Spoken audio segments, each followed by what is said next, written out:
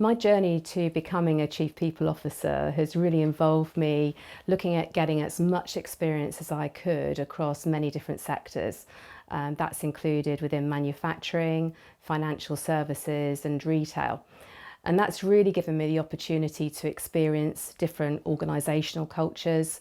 It's also given me the opportunity to explore different geocultures as well, along with vastly different operating models. So I've had the real opportunity to work with FTSE 100, FTSE 250 businesses alongside Fortune 500 and also one of the biggest mutuals in the UK. Now, why that's useful to being a Chief People Officer is because it allows you to develop that commercial skill set, which is incredibly important. My current role has evolved a lot over the last 8 years. I was in fact the first Chief People Officer for Hilton Foods. At the time, it was a FTSE 350 business, turning over 1.2 billion. If we fast forward now to 8 years hence, it's a FTSE 250 turning over 4 billion. So the growth has been quite exponential, which has meant that my role as Chief People Officer has been one that's really grown up with the business, starting with developing the function in the first place, putting people on the agenda of the business. Being the first woman onto the executive leadership team in a male-dominated environment meant that I also needed to put on many different influencing skills as I was developing the function that we have now. The types of organisational challenges I've dealt with in my career have been varied. They've included working with businesses in high growth, which has got me into acquisitions and mergers, both domestically in the UK and also on an international basis.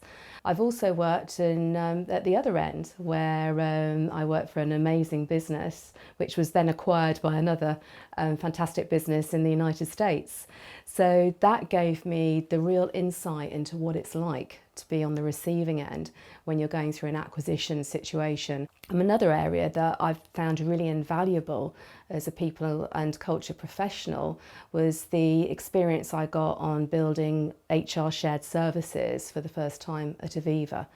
And again, that helped me build my commercial skill set and my leadership skill set, where I was bringing together teams of more than 400 HR professionals.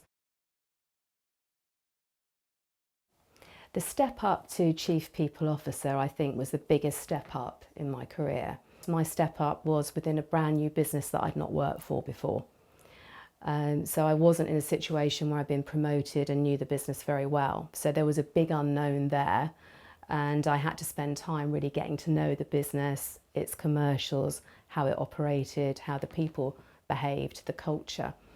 The other piece that I think is really interesting, and perhaps we don't realise as much when we step up into these types of roles, is it's quite a lonely position.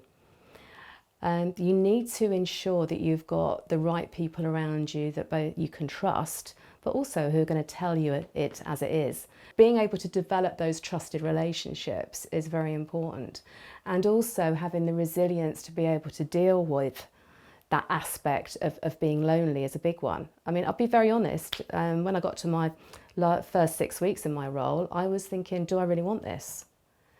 Because I was the only female on the team. I was in a business that I didn't know. People were going, well, what's she going to do? We've not had this kind of role before. So that loneliness can be quite prevalent. I would have loved to have had a mentor at the time that I walked into this business. I was lucky in that I'd got a great network, so I did pull on a few pals who had got the t-shirt before me, but it tended to be more in a looser way.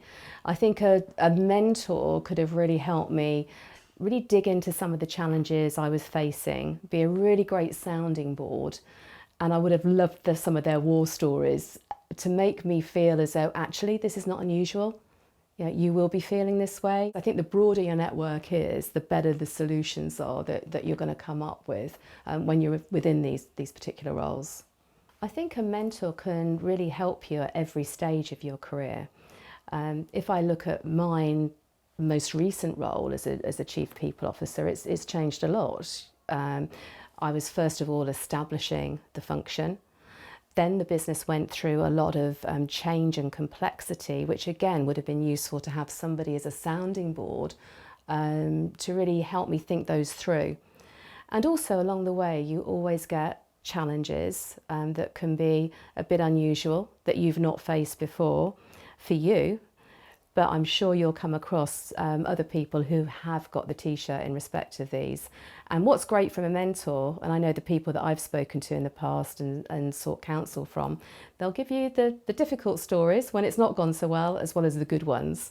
And actually sometimes when it hasn't gone so well is when you can do the most learning. I think I'm best placed to support somebody who's perhaps going into the role for the first time as a Chief People Officer, having been there myself.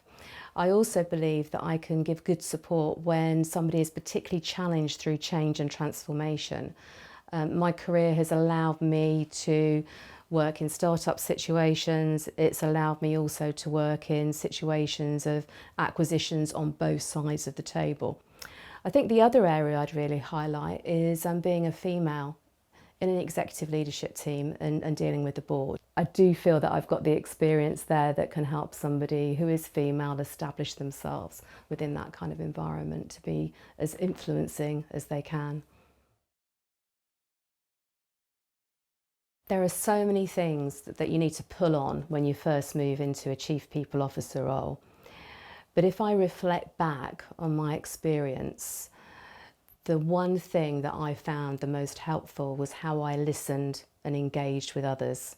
And just do it in the early stages.